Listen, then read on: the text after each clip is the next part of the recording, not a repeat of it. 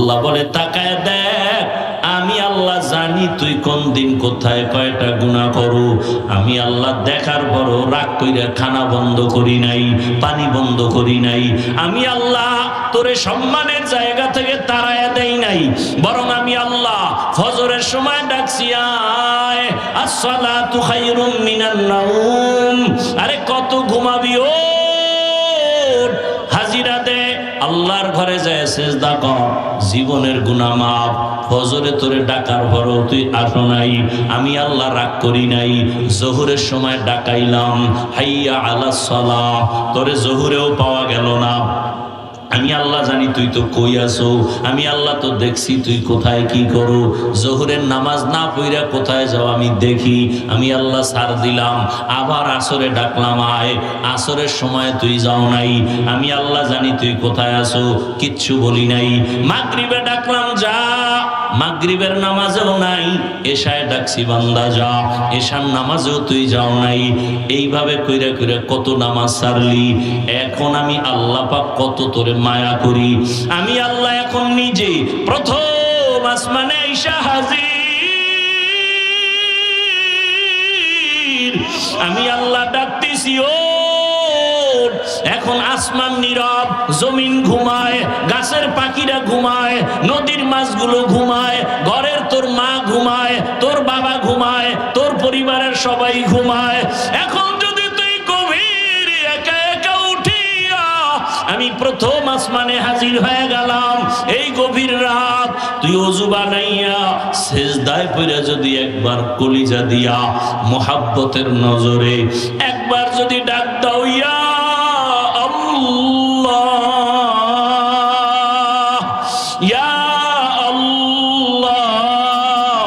তুই যদি কলিজা ভরে একটু ডাক দাও, আমি আল্লাহ ডাইরেক্ট তোর ডাক শোনার জন্য হাজির হয়ে আছি প্রথম আসমানে। আমি আল্লাহ ওয়াদাবদ্ধ, আলা বিমুস্তাগফিরিন ফাগফির আলা, আমি ওয়াদাবদ্ধ, উদউনি আস্তাজিব লাকুম। বান্দা তুই 80 বছর গুনাহ করছো, 1 সেকেন্ডে তোর সব গুনাহ মাফ করব, সেই পাওয়ার আমার আছে।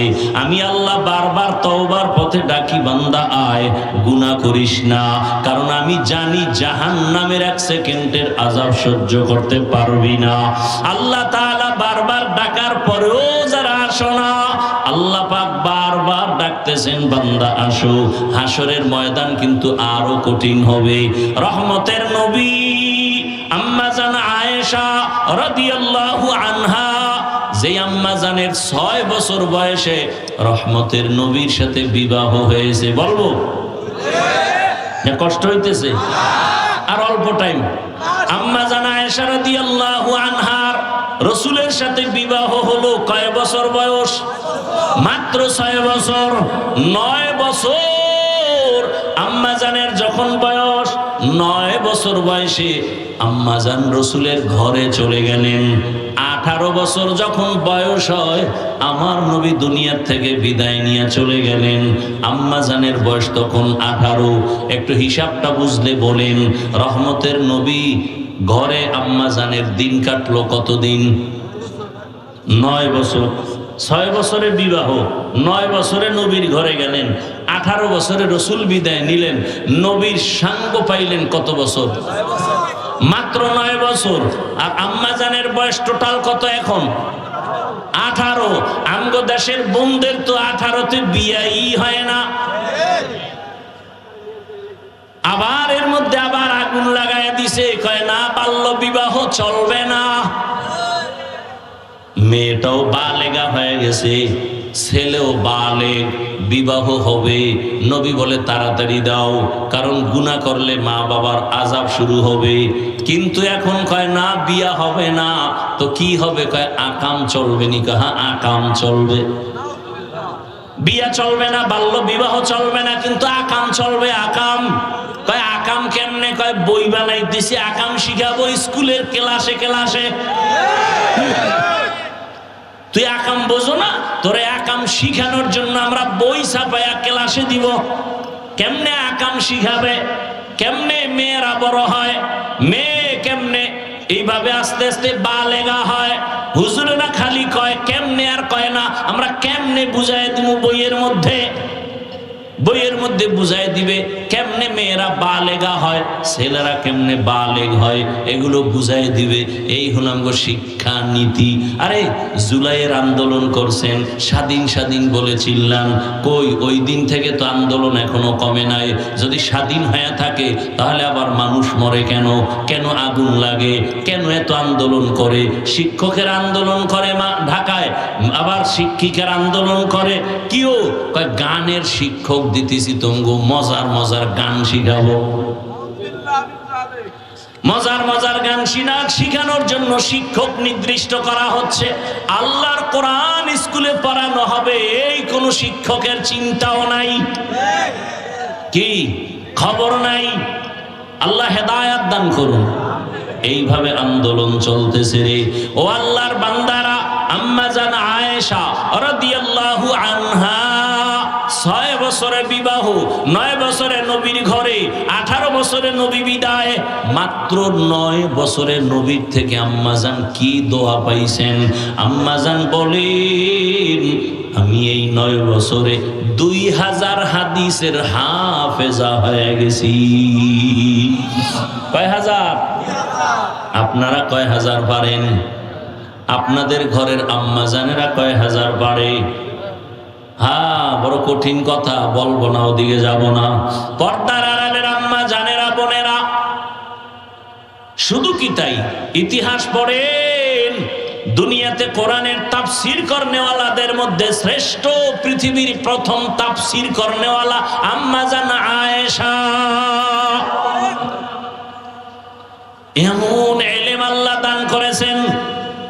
সেই আম্মা জান একদিন একটা ঘটনা বলতেছেন, আমি প্রায় সময় দেখি রহমতের নবী আমার রুমের মধ্যে বসে বসে মাঝে মাঝেই দেখতাম গুনগুন করে কান্না করেন। আমি ভয় পেয়ে যাইতাম, আমার বয়স কম না জানি কোনো বেয়াদবি হয়ে গেল নাকি। আমি মাঝে মাঝে রসুলকে জিজ্ঞাসা করতাম, ইয়া রাসূলুল্লাহ, আপনি আমার রুমে বৈশা কাঁদেন কেন, কোনো বেয়াদবি হয়েছে নাকি? নবী বলেন, আয়েশা, কোনো বেয়াদবি হয় নাই রে আয়েশা, তুমি কিসের বেয়াদবি করবা? আমার বয়স কম। বলে না, তুমি কি সাধারণ কোন নারীর মতো নাকি? তোমার যে আমার আল্লাহর মাধ্যমে, আল্লাহর ওয়ার্ডারে তোমার সাথে আমার বিবাহ হয়েছে, তোমার দ্বারা কেন বেয়াদবি হবে? তবে নবী আপনি কাঁদেন কেন? মায়ার নবী বলেন, আয়েশা, দুইটা কথা যখন আমার মনে পড়ে আমি চোখের পানি ধরে রাখতে পারি না। এক, ও আয়েশা, তুমি তো জানো না আমার জীবন ছিল একটা কঠিন, এক হালাত ছিল আমার এক দুঃখে কষ্টের জীবন ছিল। আমি দুনিয়াতে এসে একদিন আব্বা বলে ডাক দিতে পারি নাই। 6 বছরে আমি মা হারা, আমার আপন আত্মীয় সব আমার দুশ্মন। 8 বছরে আমার দাদা চলে গেলেন। আমার চাচা আবু তালিব, তিনিও কিন্তু কালেমার পক্ষের না। ওই সময় ও আয়েশা জানো না, আরবের মানুষগুলো আমার বিরুদ্ধে। আরবের মানুষ নারী পছন্দ করে না, কন্যা পছন্দ করে না। বাবা নিজের কন্যাকে মেরে ফেলে জ্যান্ত। এমন কঠিন হালাত। ওই সময় দয়াময় আল্লাহ আমাকে এক নিয়ামত দান করেছিলেন। আমার এক সঙ্গী ছিল খাদিজাতুল কুবরা রাদিয়াল্লাহু আনহা। ওই খাদিজার কথা মাঝে মাঝে যখন আমার মনে আসে, আয়েশা, আমি চোখের পানি ধরে রাখতে পারি না। কারণ আমার ওই বিপদ মুহূর্তে আমার জীবনটা বড় কষ্টের। আরবের মধ্যে টাকাওয়ালা ধনী ছিল তখন এই খাদিজা। ওই খাদিজা আমার স্ত্রী হইয়া যখন ঘরে আসছে, তার সমস্ত সম্পদ আমাকে হাদিয়া দিয়েছে। আমি আবার সম্পদগুলো দান করেছিলাম। আমার বংশের লোকেরা 3 বছর পর্যন্ত আমাকে পাহাড়ের পাদদেশে শিয়াবে আবু তালিবের মধ্যে গৃহবন্দী করে রাখছে। পানি দেয় নাই, আমি গাছের পাতা ছিঁড়ে ছিঁড়ে চাবাইয়া এরপরে পেটের ক্ষুধা নিবারণ করেছি। ওই সময় খাদিজা বড় ধনী, এর উপরে কারো কোনো ক্লেম নাই, কোনো অভিযোগ নাই। কিন্তু ওই সময় খাদিজা আমার দুঃখে দুঃখিত হইয়া, আমার ব্যথায় ব্যতীত হইয়া খাদিজা আমার কাছে আইসা নিজেও গাছের পাতা চাবায়, আমার মোহাব্বতে ঠিক মতো ঘুমায় না। ও আয়েশা, আমি তায়েফের ময়দানে গেছি কালেমার দাওয়াত নিয়া। কালেমার দাওয়াত দিতে যাওয়ার পর তায়েফের বড় বড় লিডারেরা ছোট ছোট বাচ্চাদের লেলিয়ে দিছে, ওই মক্কার পাগল আসছে, পাথর মেরে তাড়ায় দাও। বাচ্চাগুলো পাথরের কণাগুলো বৃষ্টির মতো মারতে শুরু করলো। ও আয়েশা, জানো না আমার শরীরে মশাও পড়ে না, মাছিও পড়ে না, আমার শরীরে কোনো ব্যথা নাই। সূর্যের গরম যেন আমার কষ্ট না হয়। আল্লাহ আমারে মেঘের খণ্ড দিয়া ছায়া দেন। আমাকে আল্লাহ এত মায়া করেছেন। তায়েফের ময়দানে যাওয়ার পরে ওই বেঈমানের বাচ্চাগুলো আমাকে এত পরিমাণ পাথরের আঘাত করছে, আমার নরম শরীর থেকে রক্ত পড়া শুরু হয়েছে। এক পর্যায়ে রক্ত পড়ি আমার পায়ের জুতা পায়ের সাথে আটকায় গেছে রক্ত লাগিয়া। এমন কান্না, আমি পাথরের আঘাত খাই আর আসমানের দিয়ে তাকায় দোয়া করি, হে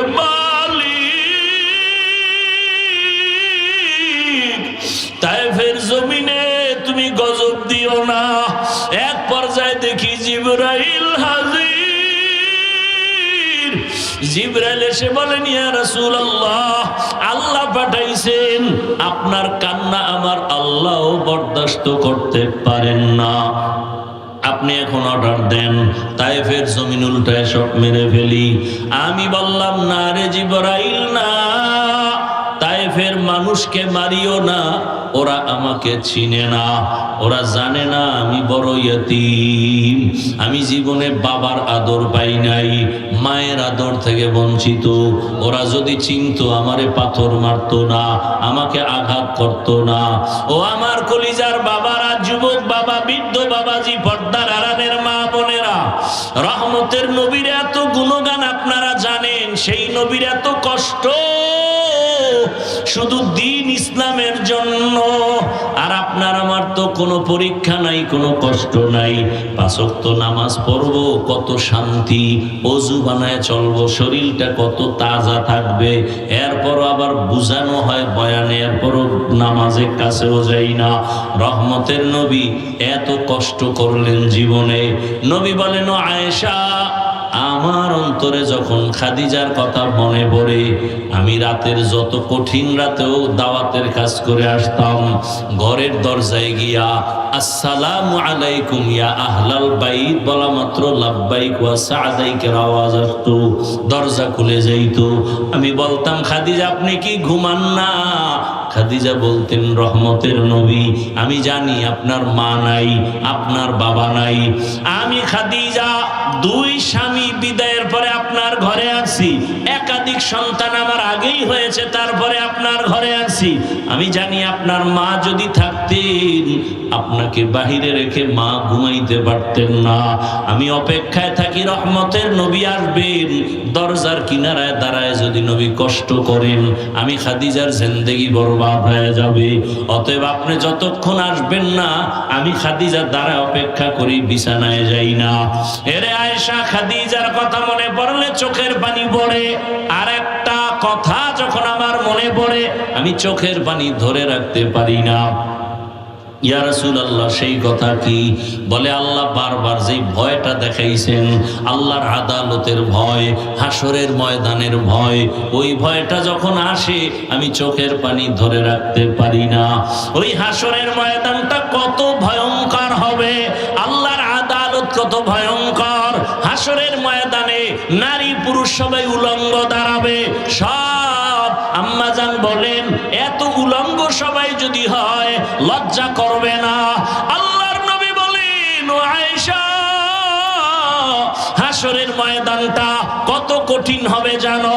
সূর্যটা নিচে নেমে আসবে, সূর্যের গরমে মাটির জমিনটা তামা হয়ে যাবে। করে, অন্যদিকে জাহান্নামের আওয়াজ, জাহান্নামের আওয়াজে হাসরের ময়দানটা থরথর করে কাঁপতে থাকবে।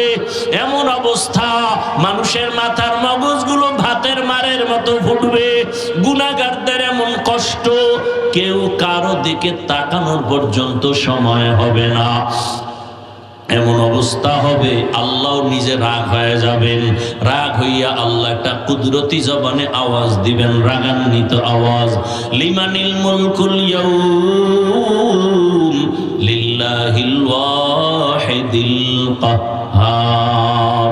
আল্লাহ তাআলার কুদরতি জবানের রাগান্বিত আওয়াজে হাসরের মাঠ থরথর করে উঠবে। আল্লাহ পাক এমন আওয়াজ দিবেন, কারো কোনো জবাব চলবে না। এমন হালাত অবস্থা দেখিয়া নবীদের যাদের গুনাহ নাই তারাও কান্না শুরু করবেন। ইব্রাহিম নবী কান্না করবেন, ইসমাইল নবী কান্না করবেন, দাউদ নবী, আদম নবী, ঈসা নবী, মুসা নবীর কান্না। ও আয়েশা, তখন আমার ভয় হয় আমার উম্মতের কি উপায় হবে, আমি সেই ভয়ে চোখের পানি ছেড়ে কান্না করি। মুসা নবী কাঁদবেন নিজের চিন্তা, আদম নবী কাঁদবেন নিজের চিন্তা। উম্মতেরা ঘুরতে থাকবে, কার কাছে একটু সুপারিশ পাবো। আদম নবী বলবে আমি পারবো না, যাও। মুসা নবী বলবে আমিও পারবো না, যাও। নবীদের কান্না, উম্মতেরা পাগলের মতো ঘুরবে। কোথায় যায়? চারদিকে জাহান্নামের আগুন। জাহান্নাম চিল্লাইতে থাকবে, ও আল্লাহ, বেনামাজি গুলো কই? বেনামাজি গুলো তাড়াতাড়ি আমার পেটে দাও, পেটে ক্ষুধা। আল্লাহ বলবে 70,000 শিকল জাহান্নামের গলায় লাগাইয়া ফেরেশতারা পেছনে টানিয়া ধর। বিচার শেষ করিয়া তারপরে আমি জাহান্নামকে খুশি করব। 70,000 ফেরেশতারা 70,000 শিকল লাগায় টানবে, ধরে রাখতে পারবে না। জাহান্নামের চিৎকারে হাসরের মাঠ থরথর করে কাঁপতে থাকবে। নবী বলেন, আয়েশা, ওই সময় আমি নবীও সহ্য করতে না পারিয়া আল্লাহর কুদরতের সামনে মাকামে মাহমুদে সিজদায় পড়ে কান্না শুরু করব। মুসা নবী নিজের চিন্তায় কাঁদবেন, ঈসা নবী নিজের চিন্তায়, আদম নবী নিজের চিন্তায়, নূহ নবী নিজের চিন্তায়, ইব্রাহিম নবী নিজের চিন্তায় কান্না করবেন। আর আমি একা আল্লাহর দরবারে একটাই কান্না আর আওয়াজ, আল্লাহ আমার উম্মতেরে বাঁচাও। জাহান্নামের দিকে আসতেছে, আমার উম্মত যেন জাহান্নামে ধরে না ফেলে। আল্লাহ বলবেন, নবী আপনি কাঁদবেন না। ওয়ালা সাউফা ইউতিকা রাব্বুকা ফাতারদা। নবী আপনাকে আমি খুশি করব, কি চান আপনি? নবী বলবে, আমার উম্মত যেন জাহান্নামে না যায়, জাহান্নামকে ফিরায়া দেন। আল্লাহ তখন একটু কুদরতের পানি দিয়া ফেরেশতাকে বলবে, জাহান্নামের গায়ে ছিটায়া দাও। জাহান্নামের গায়ে দেওয়া মাত্র জাহান্নামটা দ্রুত গতিতে পেছনে যাবে। ফেরেশতারা বলবে, হো আল্লাহ, এতক্ষণ আমরা 70,000 শিকল লাগাইয়া যেই জাহান্নামকে ধরে রাখতে পারি না, এখন আপনি একটু পানি দেওয়া মাত্র জাহান্নাম দ্রুত পেছনে যায়। এটা কি জমজমের বরকতের পানি, নাকি কাউসারের পানি, না দুনিয়ার কোনো সমুদ্রের পানি, না বৃষ্টির পানি, নাকি আবে হায়াতের পানি? আল্লাহ তাআলা বলবেন, ফেরেশতা, এটা জমজমের পানিও না, এটা কাউসারের পানিও না, দুনিয়ার কোনো সমুদ্রের পানিও না, আবে হায়াতের পানিও না, বৃষ্টির পানিও না। নবী বলেন, আয়েশা, আল্লাহ বলবেন, এই পানি আমার মায়ার নবীর উম্মতের চোখের পানি। ওই নগর কান্দার জমিনে বসিয়া গভীর রাত বাবার কবরের কথা খেয়াল করিয়া, মরণের কথা খেয়াল করিয়া, গুনার কথা স্মরণ করিয়া আমার মায়ার নবীর উম্মতেরা কান্না করেছে। চোখের পানি আমি জমা রেখেছি, আমার মায়ার নবীর উম্মতের চোখের পানি, এগুলো দিলাম জাহান্নামকে ছিটাইয়া। এজন্যই নবী বলেন, গুনার কথা স্মরণ করিয়া জাহান্নামের আযাবের ভয় যারা এক ফোঁটা বান্দা চোখের পানি ছাড়বে। আল্লাহর নবী বলেন, গাভীর ওলান থেকে দুধ বের করে যেমন ভেতরে আর ঢুকানো যায় না, কান্নাওয়ালা বান্দাকে জাহান্নামে দেওয়াও যাবে না। আল্লাহ চোখের পানিওয়ালাকে জান্নাত দিয়ে দিবেন, জাহান্নাম থেকে বাঁচায় রাখবেন।